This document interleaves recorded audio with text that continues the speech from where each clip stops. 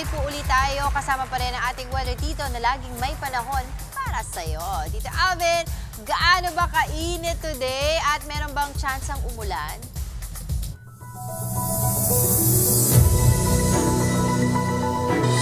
Good morning Angela at good morning mga kapatid. Ulat panahon po tayo ulit ngayong araw ng Lunes. Kasalukuyan po nating binabantayan yung ating low pressure area pero medyo malayo po yan sa areas ng Luzon kaya magpapatuloy po yung ating mainit at maalinsangang panahon pa rin po yan dito sa areas ng Luzon. Ito po yung matataas nating heat index ditong mga nakaraang araw. Yan po ay posibleng o yan po ay umabot sa hanggang 44 at 43 degrees Celsius dyan po sa may area ng Cavite, Palawan, kasama na po dyan ang area ng Iloilo. Ngayong araw nito, magpapatuloy pa rin po ang mainit at malinsangang panahon sa malaking bahagi ng Luzon. Naglalaro sa hanggang o posibleng umabot sa hanggang 45 degrees Celsius yung ating heat index. Diyan po sa may area ng Cavite, kasama na po dyan ang area ng Bicol Region. Diyan po sa may Camsur, nasa 44 degrees Celsius yung ating inaasahang heat index dyan. Ganun din po sa may area ng Mindoro na posibleng umabot naman sa hanggang 43 degrees Celsius. Dito sa Metro Manila, magiging mainit at malinsangan pa rin po yung ating panahon.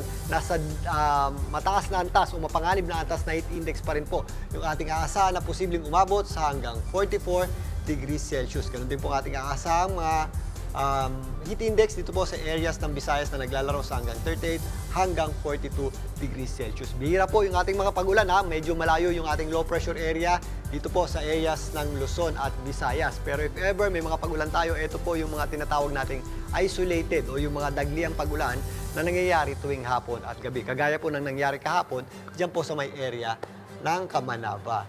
Sa ngayon nga, ipatuloy nating binabantayan ito pong low pressure area sa loob ng ating Philippine Area of Responsibility.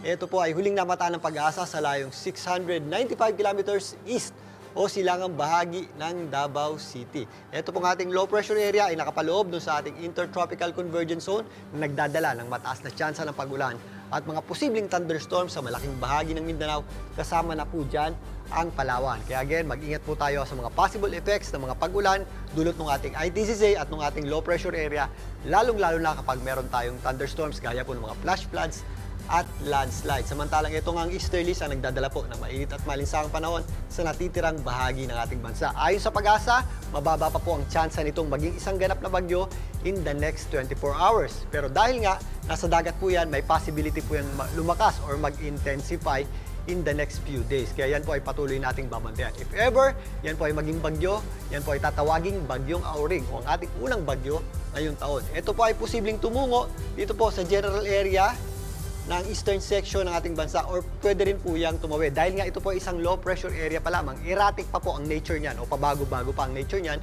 lumilipat-lipat pa yung kanyang gitna or center at malaki pa yung uncertainty or hindi kasiguraduhan ng kanyang pupuntahan. Ganun pa man, ito po ay magdadala ng mas maraming pag-ulan or mataas na tsansa ng pag-ulan sa malaking bahagi ng ating bansa, particularly sa Visayas at Mindanao, maging low pressure area man yan or bagyo, bago pumasok ang weekend hanggang sa pagpasok ng weekend. Kaya paghandaan po natin yan. At yan muna ang latest sa ating lagay ng panahon. Muli, ito po ang inyong weather, Tito Alvin, na laging may panahon para sa iyo. Mga kapatid, Dimples Romana po, kumpletuhin ang inyong umaga ng mga kwentong puno ng inspirasyon. Salubungin po ang bawat araw ng may ngiti at pag-asa. Kaya't mag-subscribe na po at mag-follow na sa aming social media pages ng News 5.